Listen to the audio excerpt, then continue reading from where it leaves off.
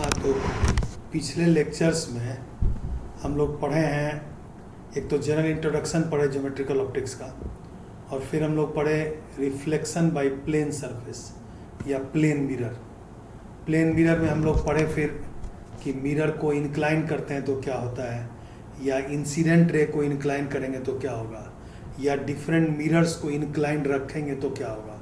अलग अलग केसेस जो प्लेन मिरर में पूछता है। आपको प्लेन मिरर का हम सवाल दिखाते हैं। एक सवाल जैसे, एक तो जनरल न्यूमेरिकल्स हम लोग डिस्कस करते हैं, और ये जैसे ये सवाल है रेसनिक हेलिडे की किताब का, तो काफ़ी अच्छा सवाल है और नहीं पूछा है कभी आईआईटीज़ में। तो आईआईटी मेडिकल किसी में भी डायरेक्ट पूछ सकता है ये आपको। और देखिएगा आप आईआईटीज़ का भी क्वेश्चन, तो आपको दिखेगा कि काफ़ी इंटरेस्टिंग रहता है क्वेश्चन। भले सॉल्व करने में आपको जो भी दिक्कत हो, बट क्वेश्चन हमेशा इंटरेस्टिंग रहता है। तो ये भी इंटरेस्टिंग सवाल है कि एक लाइट सोर्स रखा हुआ है वॉल के सामने, ठीक है। तो एक बल्ब है और यहाँ एक वॉल है, समझिए स्क्रीन है ये। तो ये कह रहा है कि light source S is placed at a distance R from a plane wall as shown. By how much times will the light intensity increase if a plane mirror is now placed at a distance R behind the light source S as shown। आप ये समझ सकते हैं कि इस bulb से इस wall पर लाइट जा रहा है, ठीक है। वॉल को अगर हम समझें तो हम लोग स्क्रीन भी समझ सकते हैं। इस वॉल को अगर हम यहाँ लिखना चाहें तो ये यहाँ पर हम लिख सकते हैं इसको स्क्रीन भी।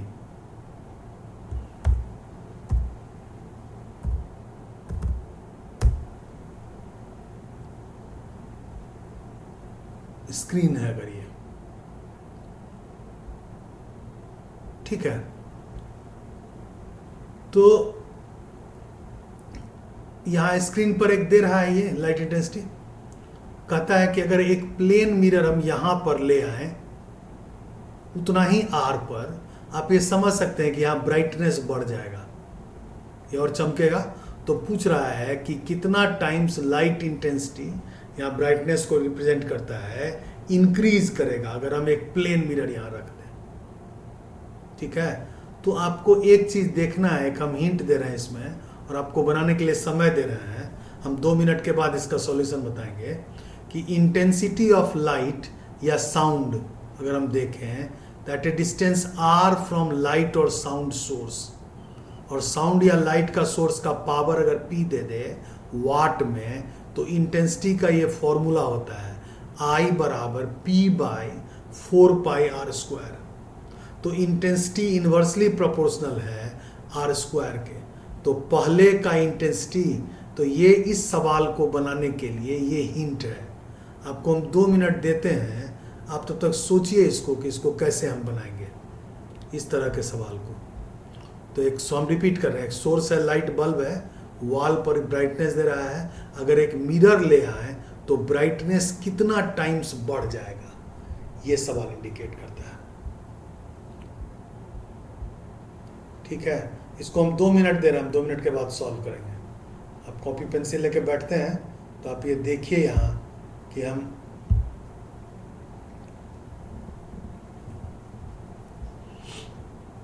आप इसको बनाने का ट्राई करिए, ठीक है। हम आपको देते हैं टाइम।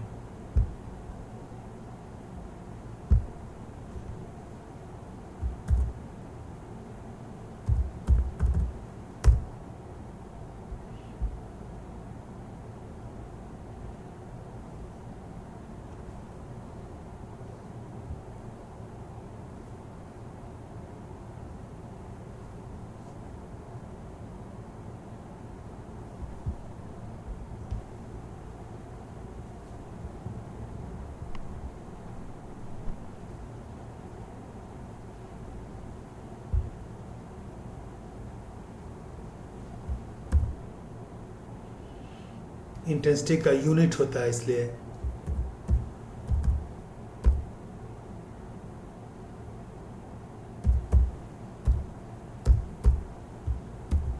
वाट पर स्क्वायर मीटर। पावर हो गया वाट में और स्क्वायर मीटर हो गया R² वाला।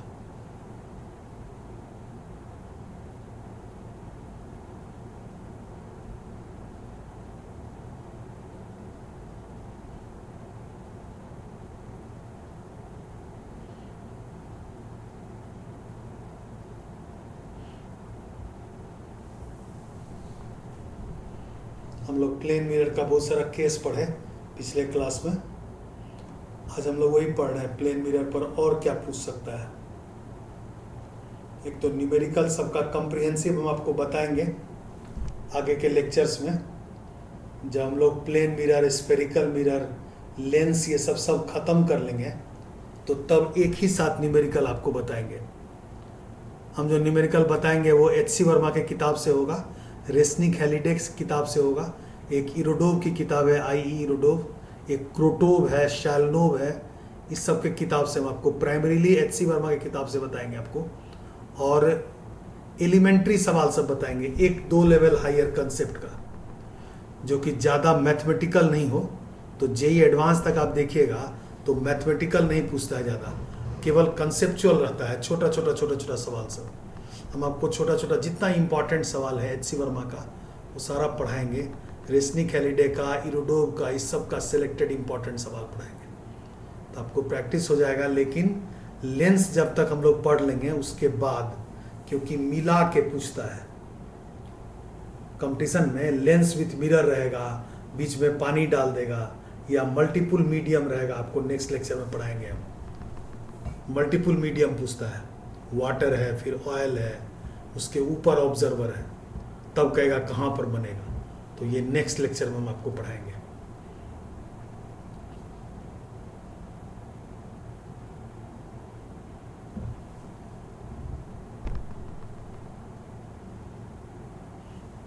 अब देखिए, अब आपको हम एक हिंट देते हैं कि आप ये सोचिए कि मिरर डालने से क्या हुआ।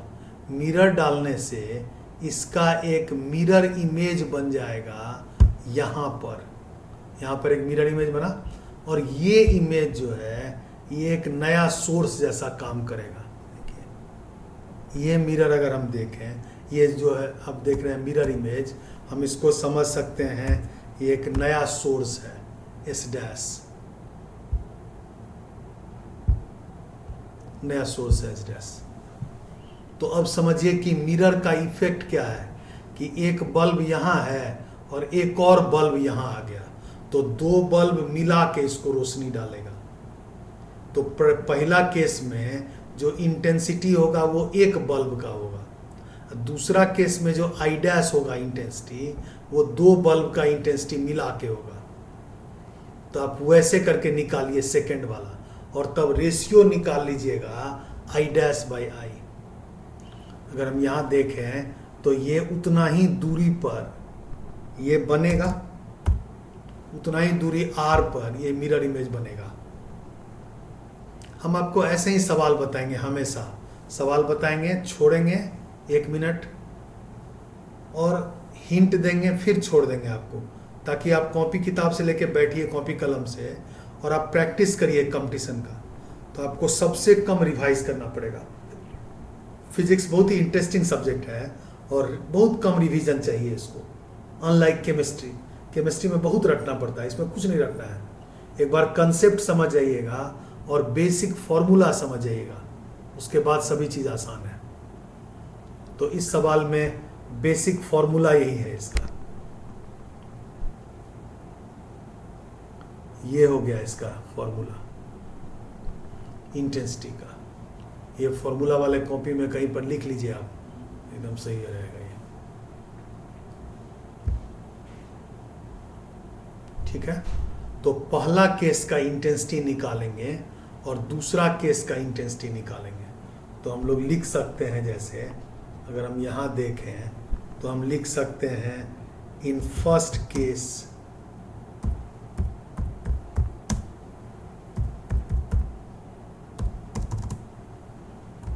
इंटेंसिटी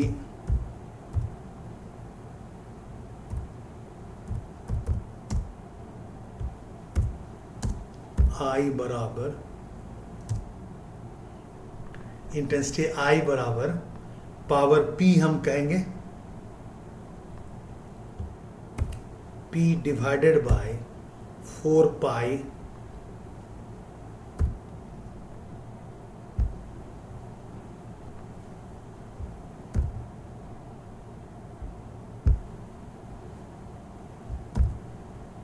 पाई आर स्क्वायर जैसा। तो R इंटू आर ये हुआ। हम अगर इसको लिखें, इसको हम कह सकते हैं इक्वेशन 1, ठीक है। उसी तरह हम लिखेंगे इन सेकेंड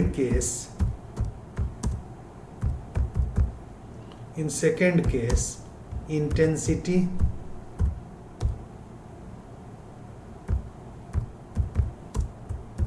I डैश बराबर वही एक ओरिजिनल सोर्स का होगा P divided by 4 pi R into R plus दूसरे वाले का सेम पावर रहेगा, सेम बल्ब है, सेम इमेज है, P by 4 pi.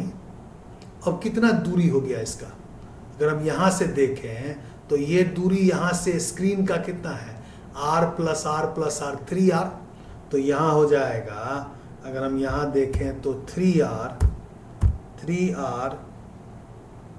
Into 3R।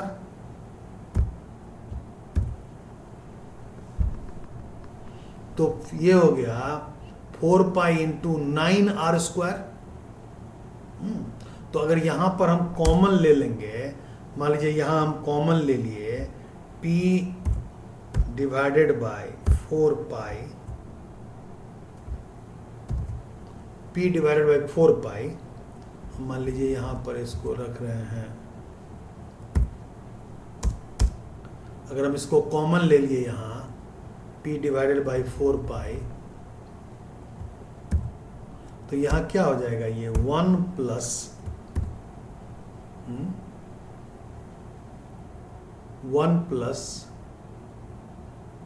1 by 9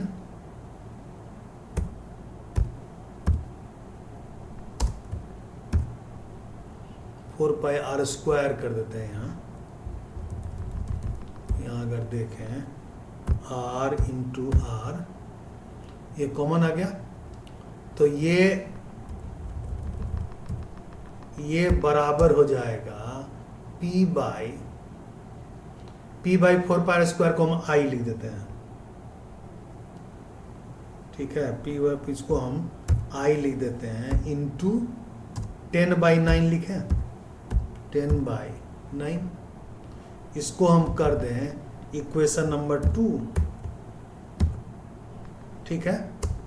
और तब देखिए कि अगर हमको रेशियो कहता है, रेशियो ऑफ इंटेंसिटीज,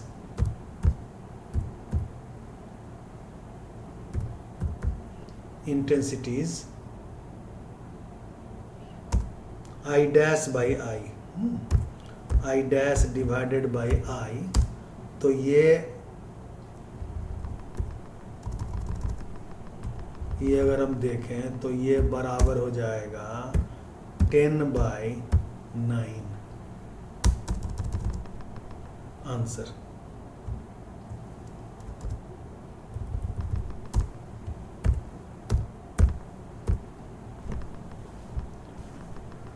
तो हम रिपीट कर रहे हैं कि पहले इस वाल पर अगर हम देखें तो एक सोर्स का था P by 4 pi R square, ठीक है, P by 4 pi R into R. फिर अगर हम मिरर लगाए तो मिरर क्या किया, इसका एक मिरर इमेज क्रिएट कर गया S डैश, उतना ही R पर।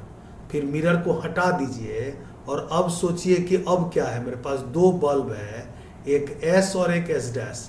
तो S का हो गया P by 4 pi R square, S dash का हो गया P बाई 4 पाई 3R का होल स्क्वायर। 3R का होल स्क्वायर कितना हो गया, 9R स्क्वायर।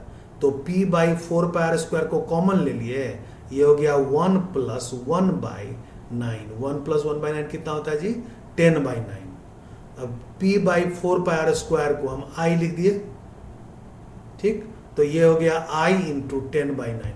तो रेशियो क्या हुआ, I dash by I dash by I कर देंगे तो इधर बच जाएगा 10 बाई 9। तो लाइट इंटेंसिटी बढ़ जाएगा 10 बाई 9 टाइम्स, तो थोड़ा ज़्यादा ब्राइट दिखेगा। आप अगर देखते होंगे, मान लीजिए 2 रूम है, एक रूम में आप बैठे हैं और दूसरे रूम का लाइट भी उस रूम में आते रहता है, तो गेट से जब आप देखिएगा तो तो आपको लगेगा कि उस रूम में ज़्यादा चमक रहा है बल्ब, आपको उस रूम में इस रूम का लाइट दिखेगा आते हुए, लगेगा अरे वो ज़्यादा पावरफुल है। फिर जब पहले वाले रूम में आप बैठिएगा तो दूसरे रूम का लाइट आपको दिखेगा, अरे ये आ रहा है, यहाँ ब्राइट है, मतलब दूसरा रूम का लाइट ज़्यादा पावरफुल है। और हो क्या रहा है, किसी भी एक रूम के डोर से दूसरे रूम के लाइट का लाइट जा रहा है, तो उस रूम के फ्लोर पर जो आपको दिख रहा है उस रूम का बल्ब का लाइट और दूसरे रूम के बल्ब का लाइट दोनों मिल के ऐसे ही बढ़ा दे रहा है इंटेंसिटी।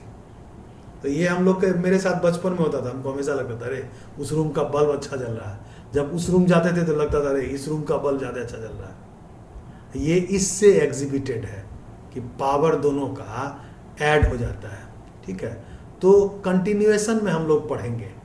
जैसा आपको हम बता रहे थे कि हम लोग का जो मेन काम है, जो हम लोग पढ़ रहे थे कि यहाँ पर मान लीजिए हम ये समझें कि प्लेन सरफेस से रिफ्लेक्शन पढ़े, प्लेन मिरर, रिफ्रैक्शन पढ़े, इधर पानी है, इधर ऑब्जेक्ट है, ऑब्जेक्ट यहाँ है, ऑब्जर्वर यहाँ है, फिर प्लेन सरफेस के रिफ्लेक्शन के बाद अब हम लोग रिफ्रैक्शन वाला पार्ट पढ़ेंगे। ठीक है, तो रिफ्लेक्शन में प्लेन मिरर पढ़ाए और रिफ्लेक्शन में इतना तक सवाल हम लोग प्राइमरीली डिस्कस किए। तो कॉम्बिनेशन ऑफ प्लेन मिरर्स में दोनों को मिला के हम लोग डिस्कस कर रहे थे पिछले सेक्शन में, तो बहुत सारा पार्ट पढ़े, इस पर कंटिन्यू करेंगे हम। तो अगले सेक्शन में हम लोग पढ़ेंगे प्लेन सरफेस से रिफ्रैक्शन। और प्लेन सरफेस से रिफ्रैक्शन का मतलब है कि हमारे पास एक ये रहेगा, एक ये रहेगा, एक ये रहेगा, और यहाँ ऑब्जेक्ट है कहीं पर।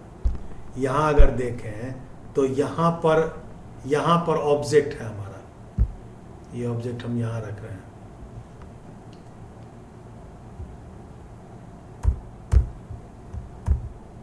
हम यहाँ पर ऑब्जेक्ट रख रहे हैं ये, और इसको हम ठीक ऊपर से देखेंगे, यहाँ से हम देख रहे हैं ये। इसमें अलग मीडियम रहेगा μ1, इसमें अलग मीडियम रहेगा μ2, ऑब्जर्वर एयर में रहेगा।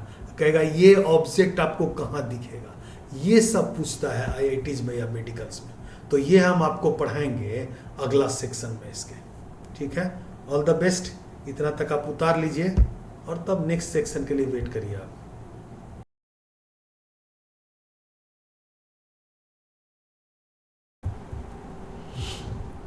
हाँ, तो हम लोग पिछले क्लास में पढ़े थे रिफ्लेक्शन फ्रॉम प्लेन सरफेस, इसमें प्लेन मिरर हम लोग पढ़े। आज हम लोग पढ़ेंगे रिफ्रैक्शन फ्रॉम प्लेन सरफेस।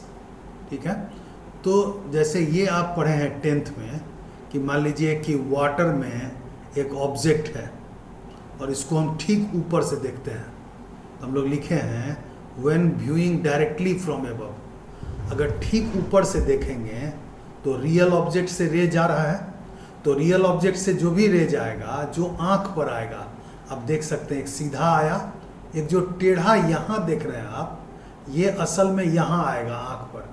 तो ये सभी एंगल जो है R और I, ये बहुत छोटा होगा, 2 डिग्री 3 डिग्री होगा आई लेंस के लिए। तो वह बहुत छोटा एंगल होगा, I and R are very small. तो हम साइन I को tan I लिख सकते हैं, साइन R को tan R लिख सकते हैं। और तब अगर हम स्नेल्स लॉ लगाएं, देखिए यहाँ से पहले रे डायग्राम दिखाते हैं। ऑप्टिक्स में रे डायग्राम बहुत इंपॉर्टेंट है। तो जैसा हम आपको पिछले क्लास में पढ़ाए थे कि O है रियल ऑब्जेक्ट, तो रियल ऑब्जेक्ट से हम 2 रे निकाल रहे हैं, एक सीधा गया और एक ऐसे डाइवर्ज किया। ठीक है, तो ये 2 रे अगर गया तो ये रे सीधे चला गया और ये रे यहाँ पर स्नेल्स लॉ फॉलो करेगा। वाटर से अगर एयर में गया, एयर का 1 है, म्यूडस लिखे हैं हम, सेकेंड मीडियम, तो ये बढ़ जाएगा, डाइवर्ज कर जाएगा। अब देखिए डाइवर्जिंग एक ये है और एक ये वाला रे है, इस दोनों को वापस लाएं तो एक वर्चुअल इमेज बन रहा है आई, हम लोग लिख रहे हैं। तो आप पानी के नीचे अगर एक सिक्का रखा हुआ है, क्वाइन है, आप ऊपर से देखिएगा तो ये क्वाइन आपको यहाँ पर दिखेगा। ठीक है, अब देखिए कैसे निकालते हैं हम। हमको एग्जाम में दे देगा रियल डेप्थ, यहाँ ऑब्जेक्ट डिस्टेंस, जिसको आप लेंस फॉर्मूला में U लिखते होंगे कभी, ये U है, ये इमेज डिस्टेंस V है। हम लोग वही समझना चाहते हैं। तो ऑब्जेक्ट से ये जो रे गया इसका आई और आर बहुत छोटा है, ठीक है। स्नेल्स लॉ लगाएंगे, क्या भाई, sine I by sine R is mu dash by mu, ये हो गया mu two by mu one जैसा, तो म्यू डैश बाई म्यू। समझिए पहले कि ऑब्जेक्ट जो है उसमें हम डैश नहीं लगाए हैं, ऑब्जेक्ट ओ, ऑब्जेक्ट का डेप्थ टी, ऑब्जेक्ट का मीडियम म्यू। इमेज के लिए या सेकंड के लिए हम लोग म्यू डैश यूज करते हैं, कभी कभी पढ़ाएंगे आगे एक और रहेगा तो म्यू डबल डैश यूज करेंगे, ठीक। तो स्नेल्स लॉ क्या कहेगा, sine I by sine R is mu dash by mu, ठीक, लिखे हम mu dash by mu. Sine I by sine R को हम लिखेंगे tan I by tan R, लिख सकते हैं क्योंकि आई और आई बहुत छोटा आर। टेन आई, देखिए इस आई को हम यहां दिखा सकते हैं अल्टरनेट एंगल, एक अंतर कोण है।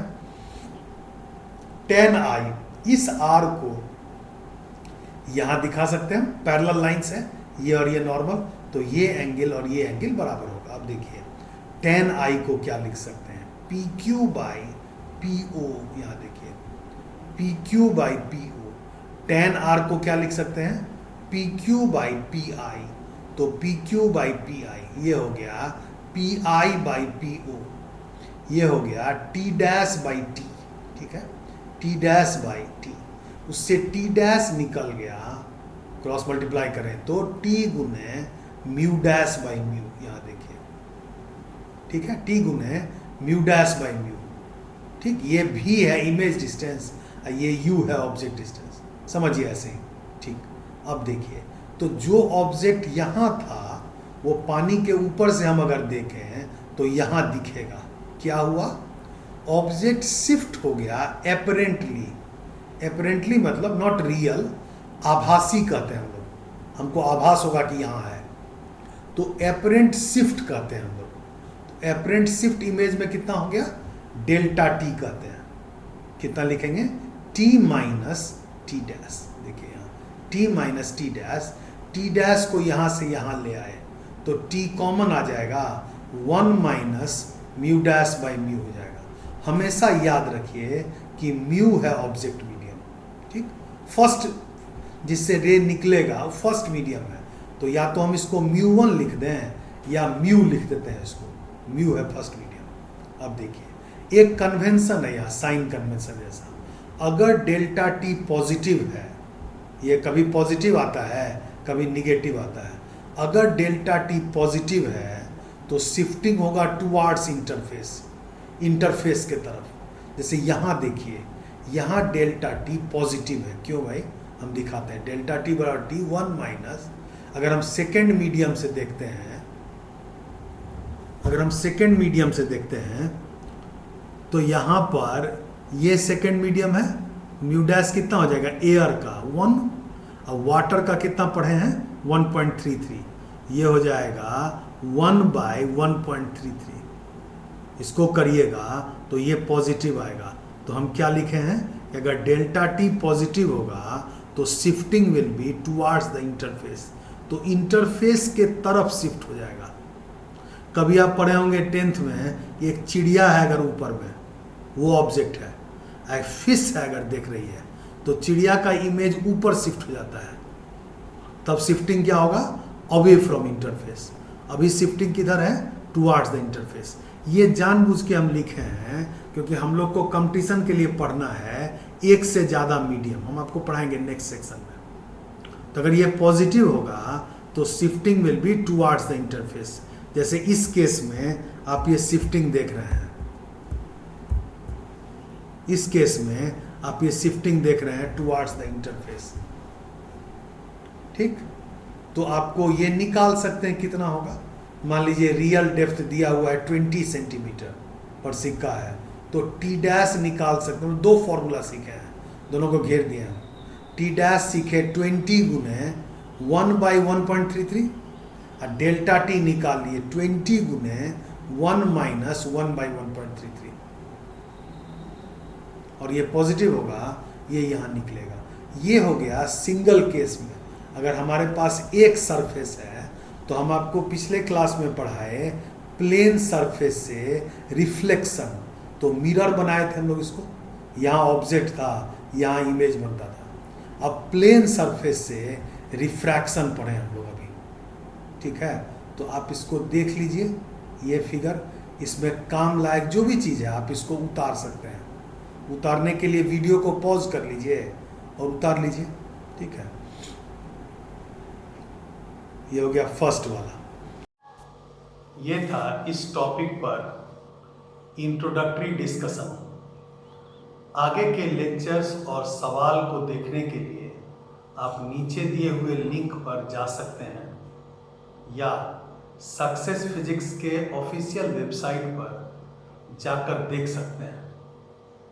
आगे के लेक्चर्स को देखने से आपको आईआईटी जेईई मेन एडवांस या नीट मेडिकल्स में काफ़ी मदद मिलेगी, और जो लेक्चर्स हम लोग ले रहे हैं उससे almost more than 90% numericals direct आता है। जो सवाल हम आपको पढ़ाएंगे उसमें एच.सी. वर्मा, इरोडोव, रेसनिक सबका मिला हुआ सवाल रहेगा, और केवल सेलेक्टेड सवाल रहेगा जिस तरह का पूछता है, जिसमें बहुत ज़्यादा मैथमेटिकल नहीं होगा बट सभी कंसेप्चुअल न्यूमेरिकल्स हैं। उसमें मेरा खुद का न्यूमेरिकल है जो आपको काफ़ी हेल्प करेगा आगे।